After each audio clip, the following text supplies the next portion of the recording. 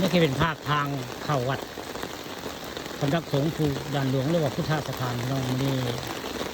มากับท่านมาดได้มากับท่านมาดฝนตกพี่น้องมื้อนี้พาเพื่อนมาเทเตอร์ มาเที่ยวสำนักสงฆ์ภูด่านหลวงนะ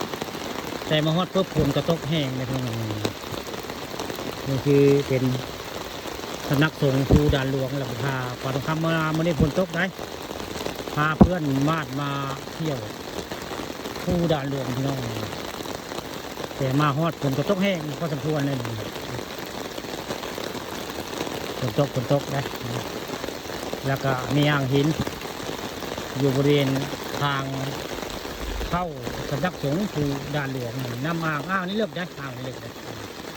อ่างภูด่านหลวงนะคือพาปาตองคำผสมกับมาทีนึงก็ได้มื่อนี้ท่านมาดพอจากมาท่านมาดอยากข้าวมาบึ่งสถานที่ท่องเที่ยวของแคนาดาหน่วยงานก็เลยพาท่านมาดมาเบิ่งมาชมนะนี่จะเป็นอ่างหินนะหมองนี้อ่างหินเลือกหมองนี้แล้วก็มีรูปปั้นพญานาคทรงตัวได้โยหัวนี่ก็คือเป็นทางเข้าพุทธสถาน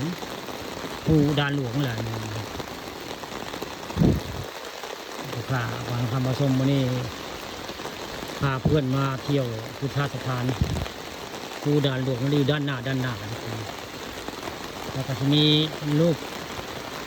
ท่านฤาษีท่านฤาษีนะรูปปั้นท่านฤาษีทางเข้าพุทธสถานภูด่านหลวงพักได้พระเจ้าสร้างเพลงไว้ผู้สร้างก็คือครูบาวัดได้สร้างเพลง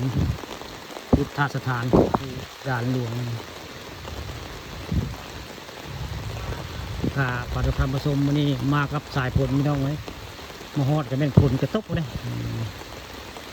นี่นะคือพุทธสถานมูด่านหลวงบ้านนาตาลตำบลนาตาลนะ